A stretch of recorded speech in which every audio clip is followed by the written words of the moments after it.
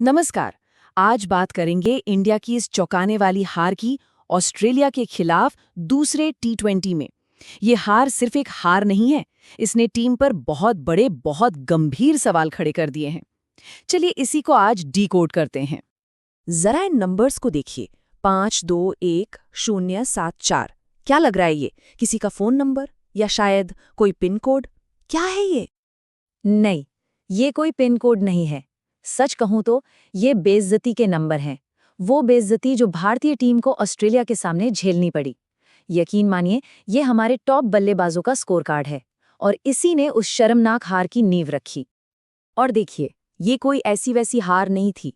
इस एक हार के साथ ना भारत का 17 साल पुराना रिकॉर्ड टूट गया। जी हाँ, पूरे 17 साल बाद मेलबोर्न क्रिकेट ग्राउंड MCG पर हम कोई टी20 मैच हारे हैं। मतलब एक लंबा, एक शानदार सिलसिला बस टूट गया।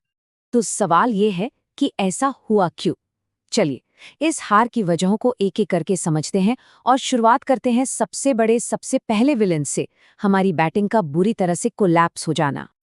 सिर्फ 125। पूरी टीम इंडिया 18.4 ओवर में सिमट गई सिर्फ 125 रन पर। अब खुद ही सोचिए, टी20 क्रिकेट में दुनिया के टॉप टीमों में से एक क्या 125 रन का स्कोर डिफेंड कर सकती है? बिल्कुल नहीं, ये कहीं से भी काफी नहीं था। अब जरा हमारे बड़े बड़े सूरमाओं का हाल देखिए। शुभमन गिल 5 रन, संजू सैमसन 2 रन, दुनिया के नंबर 1 टी20 बल्लेबाज हमारे SKY सूर्य कुमार यादव सिर्फ 1 रन, और तिलक वर्मा वो तो खाता भी नहीं खोल पाए। मतलब पूरा का पूरा टॉप ऑर्डर ताश के पत्तों की तरह बिखर गया। ये जो आप देख रहे हैं ना, ये कहानी को और भी साफ कर देता है।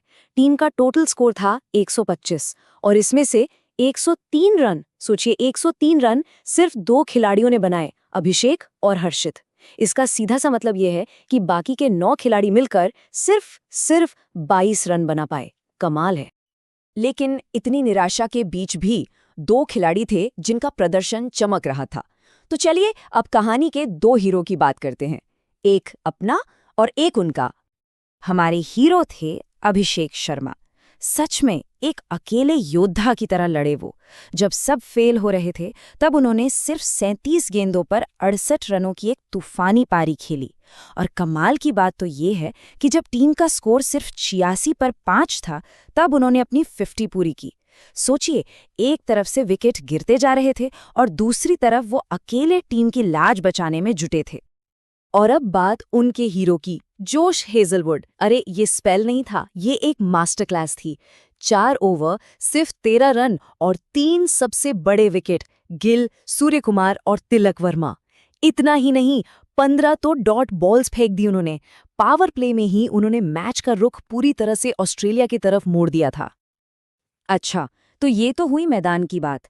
अब जरा मैदान के बाहर की स्ट्रैटेजी पर भी नजर डालते हैं, क्योंकि जो टीम का कॉम्बिनेशन था ना, वो अपने आप में एक बहुत बड़ी पहेली बना हुआ था। जो क्रिकेट के जानकार हैं वो भी यही कह रहे थे कि ये तो अजीबोगरीब कॉम्बिनेशन है। टीम में जबरदस्त एक्सपेरिमेंट हो रहे हैं, ऐसे एक्सपेरिमेंट जो किसी की समझ से बाहर थे। सबसे बड़ा सवाल तो यही था, भाई शिवम दुबे जो लगातार मैच जिता रहे हैं, जो इतने जबरदस्त फॉर्म में हैं, उन्हें नंबर 8 पर बैटिंग के लिए क्यों भेजा? मतलब एक इन फॉर्म मैच विनर को इतना नीचे भेजना, ये फैसला वाकई बहुत चौंकाने वाला था। और बात सिर्फ बैटिंग की नहीं है, बॉलिंग में भी बड़े सवाल थे। अर्शदीप सिंह, जो हमारे मेन बॉलर्स में से एक हैं, उन्हें प्लेइंग 11 से बाहर क्यों कर दिया? ये फैसला भी किसी के गले नहीं उतरा। अब जरा बॉलिंग के ये आंकड़े देखिए, फर्क साफ दिखेगा।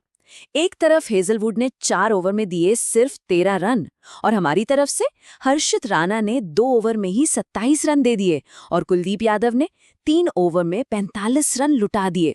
अब जब आप सिर्फ 125 रन डिफेंड कर रहे हो तो इस तरह की महंगी गेंदबाजी तो हार की वजह बनेगी ही।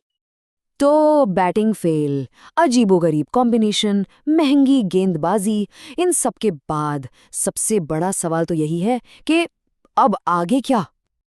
देखिए, आखिर में बात घूम फिरकर एक ही जगह आती है। 1-2 खिलाड़ी अपने दम पर शायद आपको मैच जिता दें, लेकिन अगर सीरीज जीतनी है, टूर्नामेंट जीतना है, तो आपको एक सही टीम कॉम्बिनेशन चाहिए ही चाहिए। जैसा कि एक्सपर्ट्स भी कहते हैं, अल्टीमेटली इट्स द कॉम्बिनेशन जो आपको जिताता है। तो अब सीरीज दांव पर है। टीम इंडिया पर प्रेशर जबरदस्त है। अब देखना ये होगा कि इस हार से क्या सबक लिया जाता है। अगले मैच में टीम की स्ट्रैटेजी और प्लेइंग 11 में क्या बदलाव देखने को मिलेंगे। क्या टीम मैनेजमेंट वो सही कॉम्बिनेशन ढूंढ पाएगा जो जीत दिला सके? ये वो बड़ा सवाल है जिसका जवाब हमें अगले मैच में ही मिलेगा।